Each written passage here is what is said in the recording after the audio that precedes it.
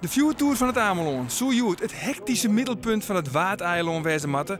Maar hoe goed de organisatie best ik dat, Ze kunnen zich nog afgeven voor die vuurtorenrun. toch het minder waar. Litten de deelnemers van de verneemde vuurtoerrun lang op haar wachtje. Maar dan toch, de eerste matadoren. Het binnen Heid Enno en zijn zoon Bas uit Greensloon. We zitten in een caravan hier zonder een trap, dus Maar thuis ook niet? thuis hebben we er 2, maar nee, ik heb daar niet geoefend. Hij is natuurlijk wel ouder, dus hij kan wel wat sneller, denk ik. Maar ik ga er natuurlijk voor. Ik ga het gewoon proberen. Hij gaat voor de winst. Ja, tuurlijk. Het reet witte monster van het Ameland telt maar liefst 234 treden. Het record zit op namen van Klaas Modderman, twijfelien, wie hij al na 49 tellen hielp op in. Modderman liet hem goed net zien, toch denkt de organisatie dat het record brutsen wordt. Ja, daar ben ik heilig van overtuigd.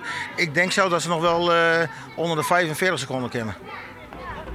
En heeft het zelf wel eens een keer dingen? Nee, daar heb ik geen conditie voor. Ik bedenk het en anderen mogen het uitvoeren. 3, 2, 1, go! We gaan weer om naar Enno en Bas. Via de Lietse schermpjes kan de rest van de familie volgen hoe de heren het ervan oorbrengen.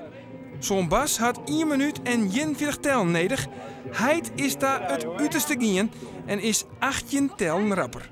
Ja, zwaarder dan ik dacht. Ik wist dat het zwaar ging worden, maar het was echt zwaar.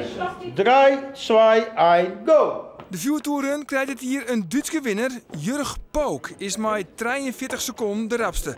Het record van 49 tellen bloot dus voor eerst nog even staan.